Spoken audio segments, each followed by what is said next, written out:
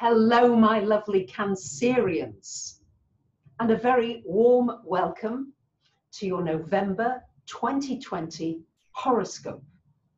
November is a very big month up there in those heavens, and doubtless we are going to be affected by some of the changes coming up. Not only do we have Mars and Mercury going direct, we've also got Jupiter and Pluto coming conjunct in the middle of the month, magnifying anything that's already happening. And at the end of the month, we've got the eclipse season beginning. So let me break down the month for you, my lovely Cancerians. On the 4th of the month, hey, Mercury goes direct. Mercury here in your 4th house of home, joined by Venus, who is there until the 22nd. So you might find yourself moving. You might find yourself signing contracts after the 4th.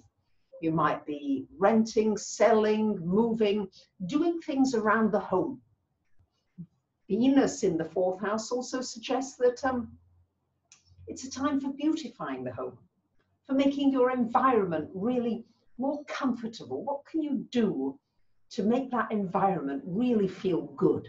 For me, I have paintings all over and I create new ones. And then all those new color vibrations, really, I find it very uplifting. And I hope you find that too from a distance. You may be having discussions with family members. A family member may hear some good news. And then on the 11th of the month, Mercury comes to join the Sun here in this 5th house. So wherever the Sun is in your chart transiting, it's bringing light, it's bringing energy. And the 5th house has to do with self-employment, doing anything entrepreneurial. So it's a very good time for doing anything with communications, as Mercury is going to be there.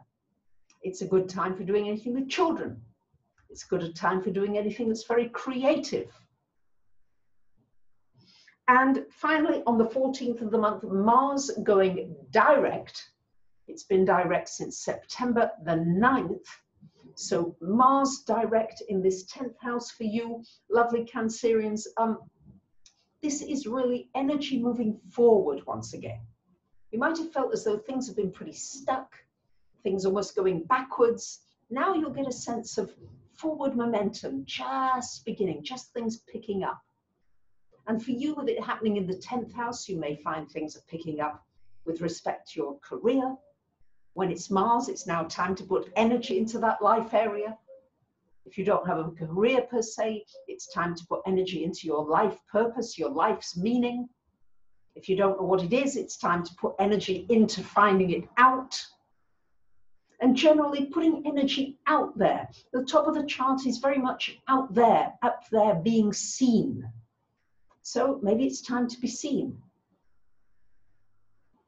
On the 15th of the month, we have got a new moon happening here in this 5th house.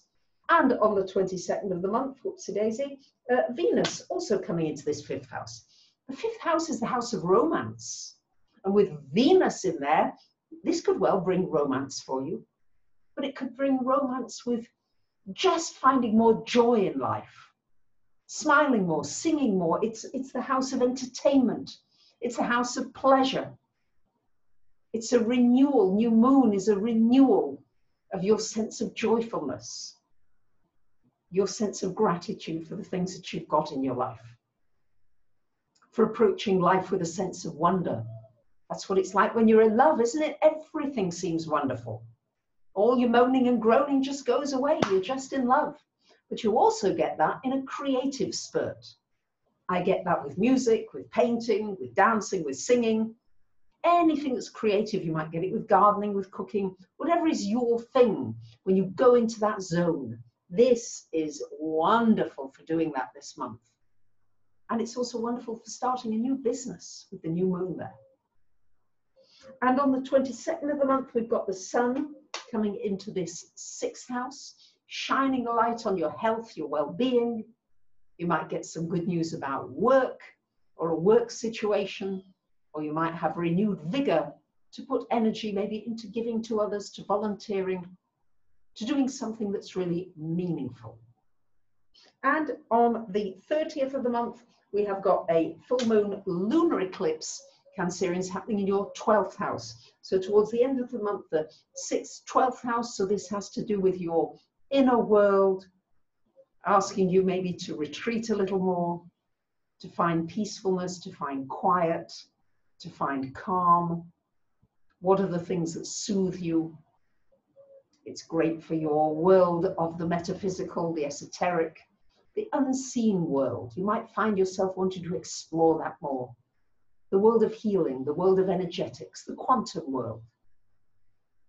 You might find yourself saying, yeah, I really want to grow into that. You might even start a business in it. So these are the aspects coming up for you, my lovely Cancerians. I want to thank those of you who come on my live streams, who support me on Patreon, who kindly donate, who like, and just from the bottom of my heart, I wish you a wonderful month, and I thank you for listening, and much love from Greece. Bye for now.